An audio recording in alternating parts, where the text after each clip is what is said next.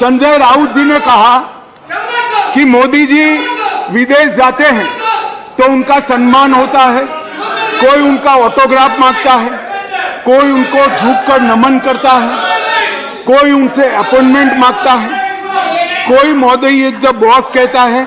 वो सम्मान मोदी जी का नहीं है, देश का सम्मान। मैं यही कहना चाहता हूं, हमारे मन में कोई मुगलता नहीं है कि नरेंद्र मोदी व्यक्ति का सम्मान है, ये नरेंद्र मोदी नाम के देश के प्रधानमंत्री का सम्मान है।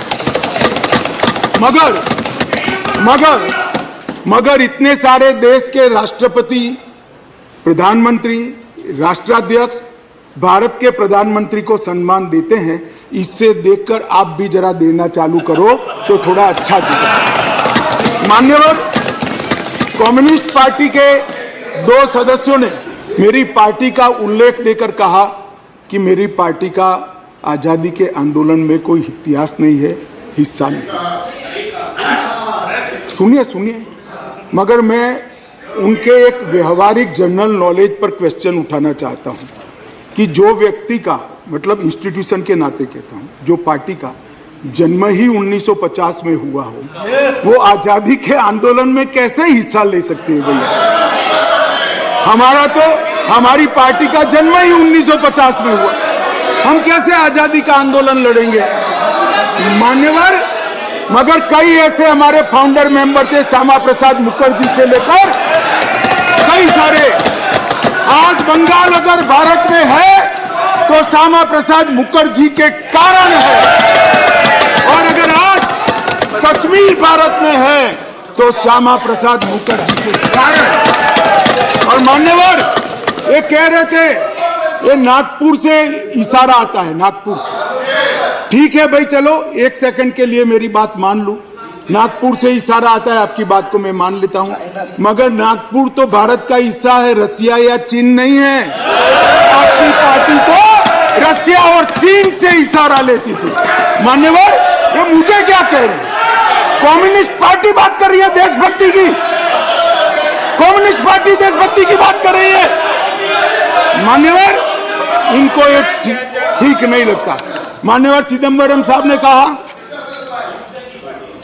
साहब ने कहा कि दिल्ली के लिए भी बीजेपी का अधिकार नहीं, दिल्ली में बीजेपी की 2 बार सरकार नहीं हुई।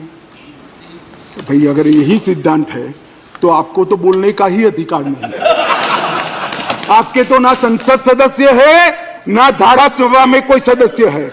हमारे कम से कम 7 संसद सदस्य भारतीय जनता पार्टी के। और यही थियरी को माने तो विपक्ष के नेता ने ढेर सारे राज्यों के लिए वो बोल ही नहीं पाए। यूपी के लिए नहीं बोल पाएंगे, बिहार के लिए नहीं बोल पाएंगे, बंगाल के लिए नहीं बोल पाएंगे, ओडिशा में नहीं बोल पाएंगे, नॉर्थ ईस्ट में। ये सदन का हर सदस्य देश के झर्रे झर्रे के लिए चप्पे बोल सकते। किस तरह से देश के गृह मंत्री को रिस्ट्रिक्ट करना चाहते हैं?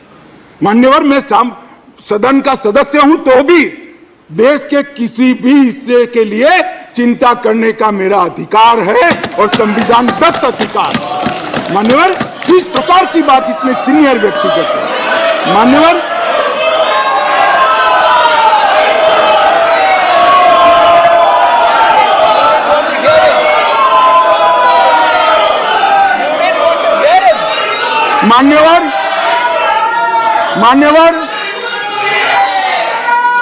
मान्यवर, मणिपुर के लिए भी मैंने सदन से पहले ही आपको पत्र लिखा है कि मणिपुर के लिए चर्चा के लिए मैं तैयार हूं।